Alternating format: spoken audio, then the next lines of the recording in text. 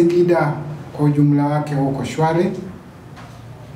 Jeshi la polisi limeendelea kutekeleza wajibu wake kama ilivyo ada kwa kulinda mali na uhai wa raia. Polisi mkoa wa Singida linakanusha taarifa zinazosambaa kuwa limemkamata na kumshikilia Sheikh Zuberi Nkoko mwenye umri wa miaka 53, mwalimu wa dini ya Kiislamu kutoka taasisi ya Islamic Foundation ambaye aliripotiwa kupotea Juni 2, 2025 majira ya saa 5:30 usiku akiwa karibu na sheli ya Lake Oil iliyopo mtaa wa Misuna, manispaa ya Singida.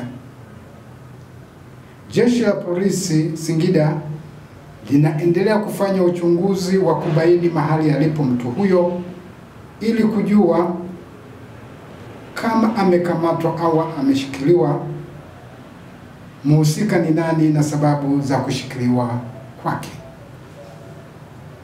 Aidha, jeshi la polisi mkoa wa Singida linawashikilia watu watatu kwa mahojiano ambao ni Abduri Ali mwenye umri wa miaka 58.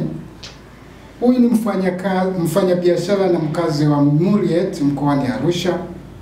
Shabani Ramadhani Ikenga, huyu ana umri wa miaka 54, ni mfanyabiashara na mkazi wa Kisaki manispaa ya Singida.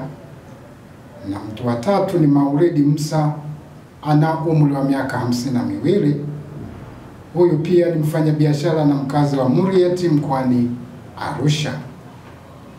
Jeshi la polisi mkoa wa Singida linawataka wananchi kupuuza taarifa za uzushi na za uongo zinazoenezwa kwa nia ya kuleta taharuki kwa jamii, na badala yake watoe ushirikiano kwa jeshi la polisi ili kubaini wapi alipo kiongozi huyo wa dini.